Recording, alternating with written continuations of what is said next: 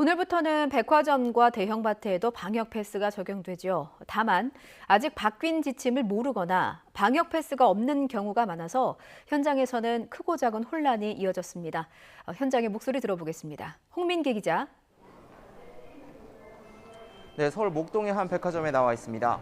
오늘부터 백화점에서도 방역 패스가 적용됐는데 잘 되고 있습니까? 네, 제가 나와 있는 곳이 이곳 백화점 1층 입구인데요. 제가 오늘 오전부터 이곳 상황을 좀 지켜봤는데 저녁이 되면서 보시는 것처럼 손님이 조금 많아졌습니다. 하지만 큰 혼란은 일어나지는 않았는데요.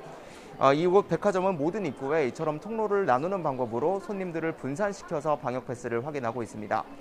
다만 일부 손님들은 방역 패스가 없거나 또는 QR코드 확인이 익숙하지 않아서 입장이 지체되는 등 작은 혼란은 이어졌습니다. 이곳 방역 관리 직원의 말 직접 들어보시겠습니다.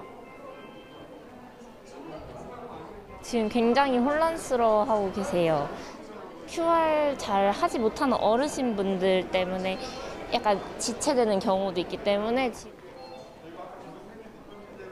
네, 오늘부터는 이처럼 백화점과 대형 마트에도 방역 패스가 확대 적용됩니다. 만약 백신을 접종하지 않았다면 48시간 안에 발급받은 PCR 음성 확인서를 보여줘야 출입할 수 있습니다. 3,000제곱미터 이상 대형마트와 백화점, 쇼핑몰 등이 대상인데 전국에 2,300여 곳 정도가 해당합니다. 다만 3,000제곱미터 이하 대형 상점과 슈퍼마켓, 편의점 등은 지금처럼 방역 패스 없이도 이용 가능합니다. 정부는 현장의 혼란을 우려해 이번 한 주 동안을 계도 기간으로 운영하고 오는 17일부터는 과태료를 부과하기로 했습니다. 다만 이번 조치를 두고 기본권 침해라는 논란도 여전한데요. 백신 미접종자가 기본적인 생필품을 살 권리까지 제한하는 건 부당하다는 겁니다. 실제로 마트에 종사하는 직원은 방역 패스를 지켜야 할 의무가 없어서 직원은 되고 손님은 안 되느냐 이런 지적도 나왔는데요. 정부는 고용 유지를 위한 조치라고 설명했습니다.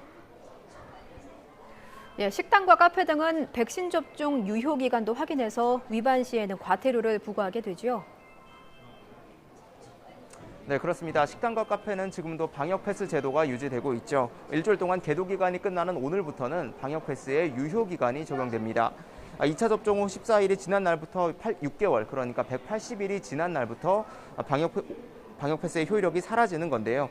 효력이 지난 방역 패스로 시설에 출입할 경우 개인은 10만 원, 시설 운영자는 최대 300만 원에 달하는 과태료를 물 수 있습니다. 방역 패스 유효 기간이 지난 사람은 34만 3천여 명으로 집계됐는데요.